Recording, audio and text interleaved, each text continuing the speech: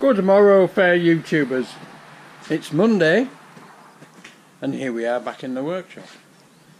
The thinners has come, so I can paint that today. But first, I'm going to finish putting this together, and I won't bore you with any more long, tedious, silent time lapses. I'll have to work out how to use that properly. But that's what I'm going to do. Get this together, get it upright, and then I'm going to paint that. And I'm thinking that maybe I should find another place to put that shelf unit. But I'm not sure yet. It might even go on that corner. It might even go on that corner. I'll decide later. Right, it's another glorious day, although it's a little chilly, but it's warming up now. And I'm going to crack on. Bye for now. Well folks, I've got one side done. And now we're on the first call out of the day, which is up to Keith's to see why the lawnmower won't start. So I'll take you with me. Bye now. You forgot the thing. Do you remember this, people? The string's still here. This is where we started the new fence in commando gardening just before COVID struck. And within a couple of days we had to give it up and lock each other up. Right. March 2020, that's it. And here's Keith with the starter, and here's the errant tractor that won't go. It's a non-starter. Oh, it should be. Yeah. That needs. Here's the 130 degrees. That needs looking at. Have a look at this. Oh, it's slightly down. Oh, good grief! There's the temperature. 116, 18. 116, 18. Oh my god. Oh, it's so warm in here. Oh, it's lovely. It's just nice. That's just nice. I couldn't stay here for long though. I couldn't stay in here for long. Sit there cooking. Slowly cooking. I'm not cutting my fingers off with this. Yeah, when you're not cutting your fingers off. That's what I did. That's all I did. I put my hand down. Yeah, I'll sort out a new spring for that. Yeah, for that, exactly. Right, we'll crack on with this tractor. See you in a bit. Right, folks. We've got a starter off. We're taking it down to the workshop to service it. And then bringing it back with my engine starter to see if that'll make it go. So, I'll catch you in a minute back at the workshop. Bye now.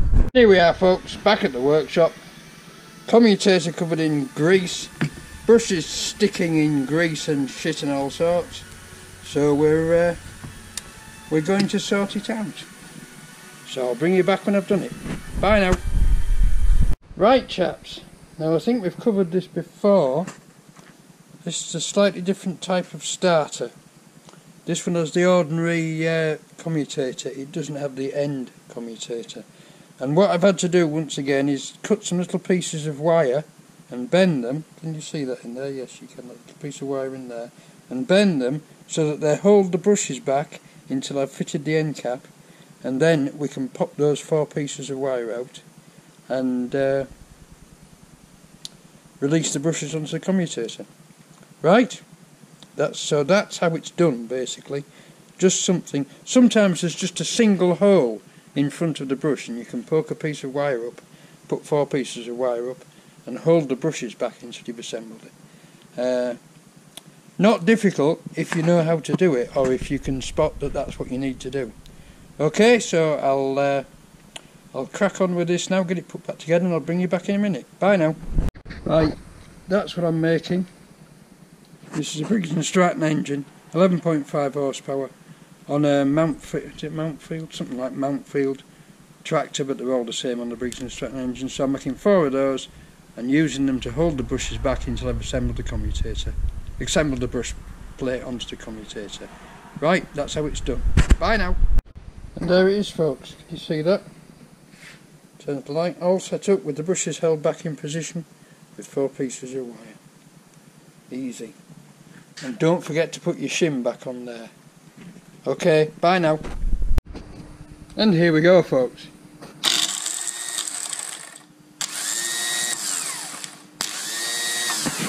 Beautiful. Right, I'll take it back up and refit it. Bye now. And there it is, folks, all back together and running, except it isn't because we've just got it going and I forgot to take a... That was the culprit. That was the culprit mainly, but also the starter was full of crap. This is a lie. Yeah, he said this is the starter that Keith's just got for it. Well, you see, it's 80 amps RMS, root mean square, which means at odd times it might fly as high as 80 amps, but mainly it's 55 amps DC. So it's not really powerful enough to start this. So there you go. Right, I'm going back to the workshop. I'll see you in a bit. Bye now. And there she is, folks.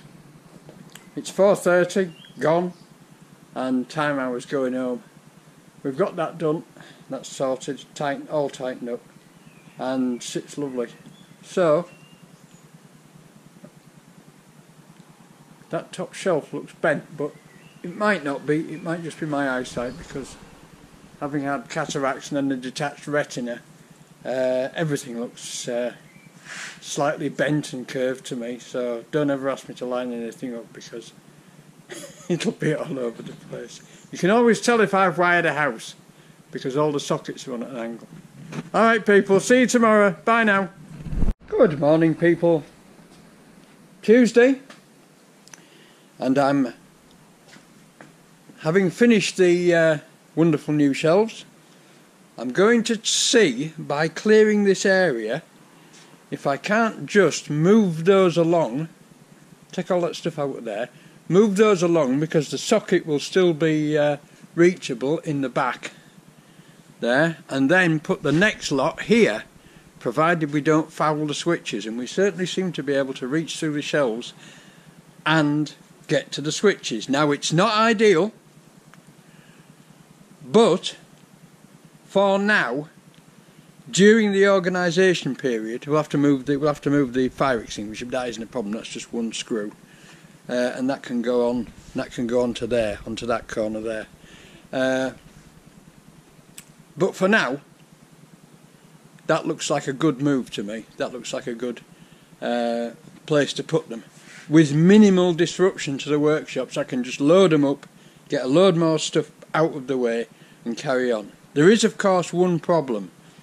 The wire stand oblique shaper, which has to come out, but luckily he's still on rollers. So I'm going to crack on and dive into this. See, these bits here, these are not really legitimate storage. They're not really very good at all. They're just stuff has been thought, all right, I've got a gap there, I can stand up long stuff. It's not a good idea. Right? It'd be far better off if the shelves went all the way across. So that's what I'm going to do. I'm going to clear this out. I'm going to clear out the wonderful Honda 4-stroke strimmer, which is reliable as reliable. It always starts, eventually. And just see if I can make some sense of this area. Right, I'll bring you back when I've knocked all the shelves over and spilt everything on the floor. Bye now. Well, there we are, people. 12 o'clock. Shaper rolled out.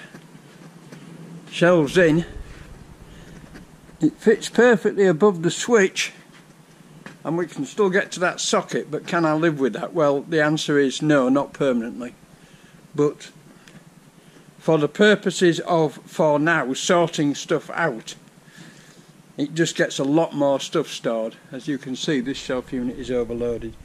Well, what I intend to do with this is take all the tools off it and put all my tools on there, electrical testers, etc, etc, and have that for stock and other stuff. Really, I could put another shelf in there, but I haven't got one that size. So there you go. No, I'm not over the moon with it, but for now it'll do, because it'll get me up and moving and sorting more stuff. The only problem is, as you can see, the hacksaw sort of lives in this corner because it runs from that socket, with this terrible tadge up, which is shortly going to be a starter, because there is a switch on there which breaks the holding in circuit on the starter and drops the starter out when it finishes its cut. That can still live there in the corner. The starter is supposed to mount on the machine somewhere, Although that looks like it's been mounted onto the wall. I could put that on a mount on the wall for now. I don't particularly like it there, but it's useful there. It's quite easy to slide in and out. The only problem is, what do we do with the shaper? Where do we put the shaper? Shaper would be ideal over on that pillar over there, where that pillar drill is. Where that pillar drill is. And you can actually put a pillar drill in that corner. But this is only, I mean, this is haphazard organisation. This drill is working, it just needs plugging in and using, but as you can see we're in a bit of a mess at the moment. We're always in a bit of a mess. We're just getting better by degree. Let's see. The shaper would be good there actually. The pillar drill would go over there, where that table is. Pillar drill will go anywhere next to a socket. You see there, down in that corner, can you see it? If you remember last week I put that big pressure wash there. Well, that's where the pressure wash wants to go, because it's right next to the tap and right next to the three-phase socket, so that's really where it wants to be stored. But as I said again, those shelves aren't necessarily staying there anyway. It's just that this set of shelves became available, and because they weren't too rusty, I decided I would paint them. The problem with this middle set of shelves is when I got them, they'd been out in a wooden shed for years, and they were really rusty. And what I did is just rubbed them down and lightly oiled them, just to stop them getting any worse, and to sort of stop the rust getting any worse, and just, you know, stop it shedding all over the place. And it worked. But eventually I want to be like that, because that looks nice. That's good. That'll do for me. Right, I'm going to crack on and see what else I can't get together, and move some stuff over and create more storage space. So that's next job. But what to do with the shaper? Where can I put the shaper for now? I could actually put the shaper there. That's an underused space. It's got nothing but more or less junk in it. That's distilled water, diesel, and in the middle goes petrol. It's got nothing but junk in it, and it would just tuck back into there, and I could use it because it's single phases, the shaper. I could use it from that socket should I need to.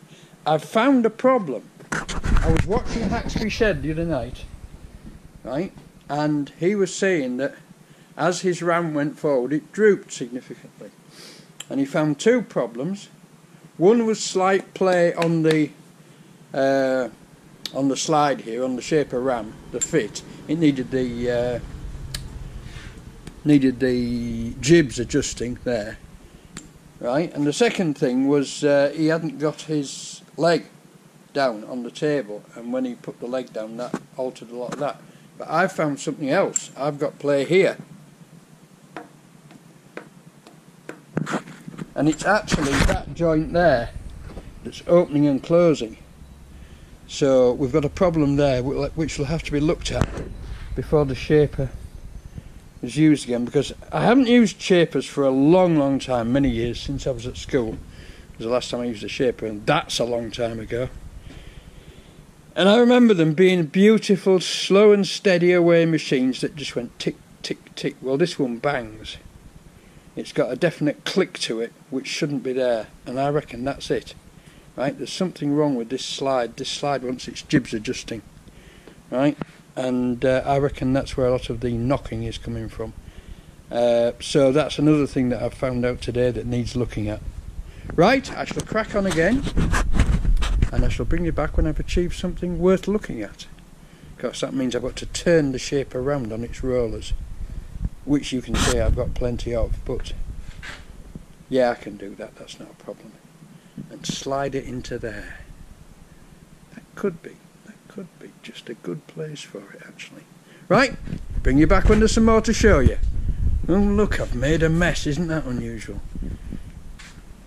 I definitely think sash cramps and G cramps want hanging on that side there. See, this is another underutilised space, which is really just junk stuffed in there, right, but not stored properly. It won't store in properly. Oh dear, I'm such a state. Right, bye now. So there we are, folks. It's Tuesday, it's 4:45, and I've rejigged half the workshop. Right, that's gone really well. I can still get to my light switch, I can still get to my socket. I've had a massive clear out of stuff under the bench, which is what I wanted, because a lot of this, what's stored under there was actually just fresh air. Right, but I've got a lot of stuff that will go under there that's constantly in my bloody way. So I shall carry on tomorrow, and then I shall get on with the bloody tractor. Right, when I've got all this put away again. I got a bit despondent today, but I cheered up. Right, when I started to make inroads, I cheered up. I think things like this need hanging up. Things like spirit levels need hanging up. I've sort of made a start at hanging stuff up. This. Right, that's a battery tester, a big heavy duty battery tester. I don't think you can buy them anymore. They were actually, although they were sold under the Crompton name, they were made by Frank Knowlton, right, and that was his address, 10 Marlborough Road, Beeston, Nottinghamshire, right, and he made them for Crompton, and I think he died. And you can't get them anymore. You can get all sorts of things that call themselves battery testers and all sorts of electronic digital crap that calls itself a battery tester, and they are useless. That will not let a battery get away with it. That puts a massive resistance load on a battery, and if there's a dodgy cell it'll start boiling, and it also reads on the meter. Right, but I think you'll agree that's a lot better, and that's a lot more stuff stored. All those power tools were just chucked under the bench. Well, when I take them out, look how much room it's made. You know, and there's more, there's further to go, and I'm going to tidy the bench down, and then we're going to get on with some bloody work. Right, see you all tomorrow. Bye bye now. Extra, I forgot to show you. Shaper fits nicely in there for now. These two are not staying here. Or at least that isn't staying here. That's a movable feast. The shaper can be used there because it's next to a socket, it's single phase, it can be used there. I've got the saw in there. The saw can easily be swung out that way and used. I want to find a starter for that and get it properly rigged up, because all I need to do is hang a starter there on a single screw or something and then just plug it into there. But this is, like I said before, I'm repeating myself, aren't I? But I said before, this has got a micro switch on it which switches the motor off when it's cut right through. At the moment I have to stand by it and switch it off. I need to find a starter and get that set up. Right, I'll put that back on there now. Right, see you all tomorrow. Bye bye now. Good morning, people. Wednesday, 12 o'clock. I've got a rig outside to paint on at last. I've created chaos to get it out there because I had to widen this gap, right? But it's all's fair in love and war, I suppose. It's all going forward. So next thing I'm going to do, even though it's a bit breezy out here, it's getting warmer all the time. The sun's coming out. Wow! Will you look at that? What a beast! Right, I'm going to stand back and let it have it. When I've mixed some paint and got some compressed air on and generally got myself organised. Okay, bye now.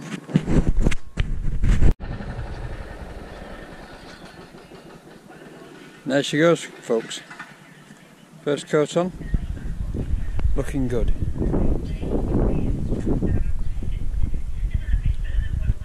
Bit of a run there. I might just, in fact it's a bit thin there as well, but it's only the first coat. I might just get a brush and brush that out. You can do this with these oil-based paints.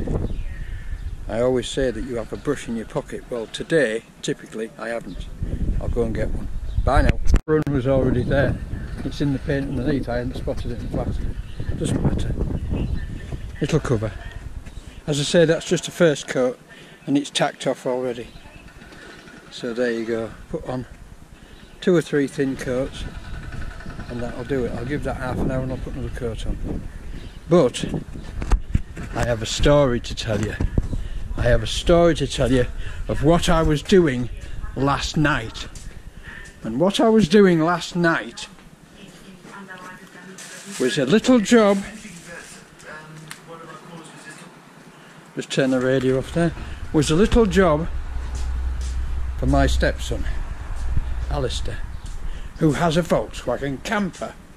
I was getting this battery off the camper. How long did it take us to get the battery off the camper? An hour and a half. The battery is under the driver's seat. And when you slide the driver's seat forward, you can see the battery, but there isn't enough room to get it out. So you have to lift it vertically, you have to disconnect it, lift it vertically, and out it comes. But unfortunately, the underpan on the seat, why it's there I don't know, but nevertheless it's there, that overlaps the battery compartment by about so much. So you have to slide the seat forward, but the seat pan stays where it is. So we look in the Haynes manual. The Haynes manual says, slide the seat back, rotate the seat 180 degrees, and you can get the battery out.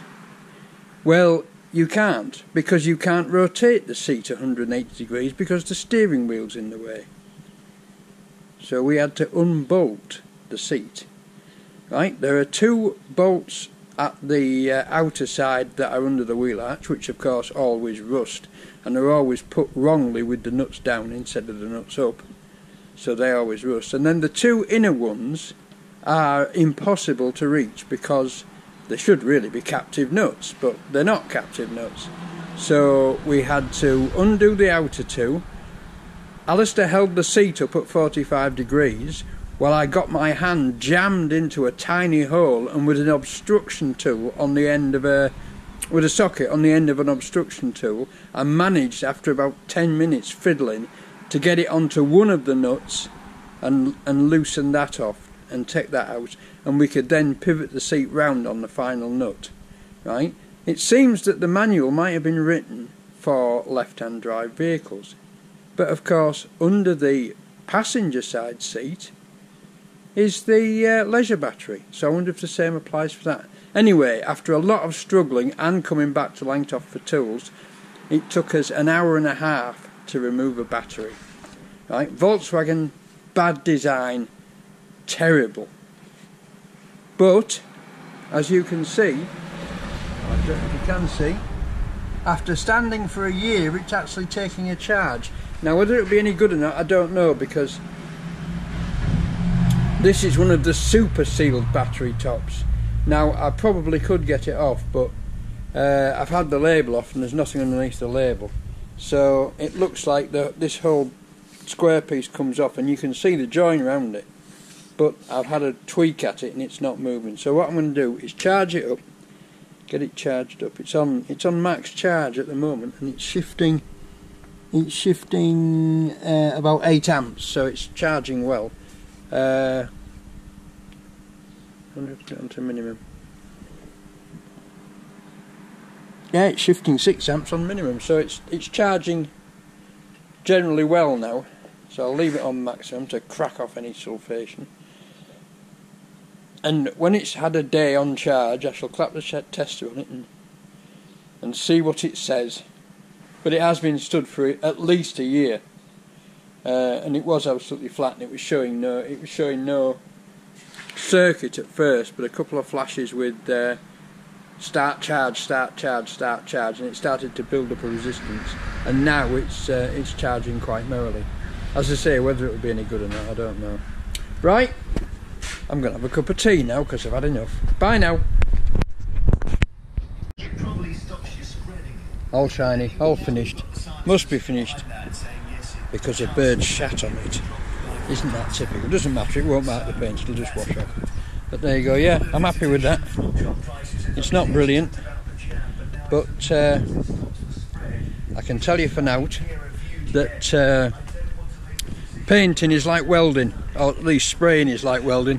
The more of it you do, the better you get at it. It's practice, practice, practice. Right, I've painted that as well with a brush. That's going to get another coat, but that'll be alright. And the job now, as usual, is to tidy up all this bloody mess. Right, see you later. Bye now. Well, that's about it, people.